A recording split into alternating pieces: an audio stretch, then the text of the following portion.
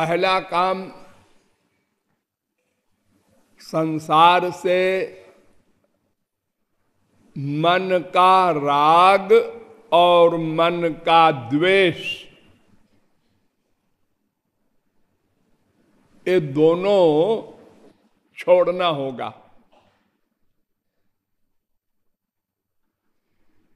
भगवान संबंधी कोई भी साधना करने के पहले हमको अपना मन चाहिए ना।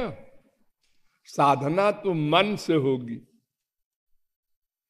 वो मन संसार में राग और द्वेष दो चीजों में फंसा हुआ है।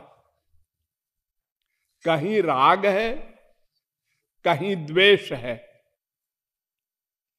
किसी का चिंतन करने से अच्छा लगता है और किसी का चिंतन करने से जलन होने लगती है।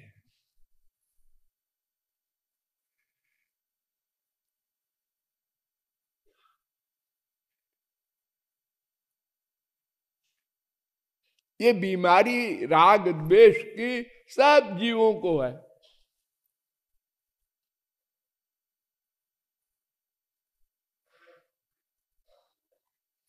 और जबकि हमारे आचार्य कहते हैं सुखस्य दुखस्य न कोपि दाता परो ददातीति कुबुद्धिरेषा। कोई न किसी को सुख देता है न दुख देता है। अपना मन ही सुख दुख का उत्तराधिकारी है। हम जहां अटैचमेंट करते हैं उससे सुख मिलता है, और जो हमारी अभीष्ट वस्तु में दखल देता है या हमको लगता है कि वो दखल देता है, उसको कंफ्यूजन कहते हैं, तो उसके स्मरण से जलन होती है, उसको द्वेष कहते हैं। तो दोनों प्रकार का कार्य एक फल देता है। संसार में राग हो चाहे द्वेष हो, मन तो फंसा है ना उसी में। इसीलिए भगवान में भी जिसका राग हुआ वे गोपियां भी गोलोक गईं, और जिसका द्वेष हुआ शिशुपाल वगैरह वो भी गोलोक गए। क्योंकि मन उस पर्सनैलिटी में एक हो गया, मिल गया। राग में भी मिलता है, द्वेष में भी मिलता है, जो टॉप का हो। छोटे मोटे राग में, छोटे मोटे द्वेष में वो बात नहीं होती। जो गहरा राग हो सदा हो, गहरा द्वेष हो सदा हो। इसीलिए एक शब्द रख दिया है मैंने, हरि गुरु में ही माने और कहीं न राग हो न द्वेष हो। और नित्य हो, एक शब्द ये भी रख दिया है। थोड़ी देर के लिए राग हो जाए, थोड़ी देर के लिए द्वेष हो जाए, यानी संसार से थोड़ी देर के लिए राग छोड़ दिया हमने, फिर कर लिया। थोड़ी देर के लिए दुश्मनी का चिंतन नहीं किया, फिर करने लगे, तो इससे तो काम नहीं बनेगा। निरंतर संसार से राग द्वेष छोड़ने का अभ्यास और भगवान में ही, गुरु में ही, ये दोनों शुद्ध हैं।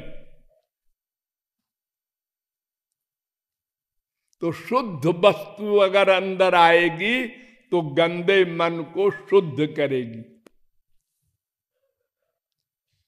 अशुद्ध वस्तु आएगी, संसार राग के मार्ग से आवे या द्वेष के मार्ग से आवे, किसी प्रकार आएगा आपके मन में कोई, तो जो आएगा उसी का फल मिलेगा।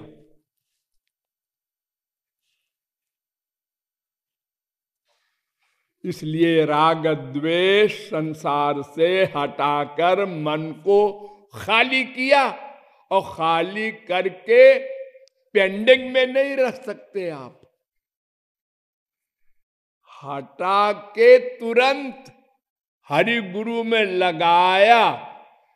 क्यों हटाया? समझकर यहां हमारा सुख नहीं है, ये अगर मन में आएंगे तो मन और अशुद्ध होगा। इसलिए समझ करके, ये नहीं गुरुजी कह रहे हैं, शास्त्र कह रहा है इसलिए मान लो। सोच के कि अनंत जन्मों का गंदा मन है, इसको शुद्ध करना ही तो हमारा एक काम है। आगे का काम तो गुरु व भगवान करेंगे। तो इस काम के लिए हमको शुद्ध वस्तु में ही मन में लाना है। कपड़े में एक बार साबुन लगाया, वो हजारों वर्षों से कभी नहीं धुला था, थोड़ा मैल साफ हुआ, दोबारा फिर लगातार धोना पड़ेगा। और बीच में फिर न डुबो दो गंदगी में, नहीं जो धोया हो सब बराबर हो जाए उसी प्रकार। इसलिए नित्य शब्द का प्रयोग, ही शब्द का प्रयोग हो रहा है। हाँ,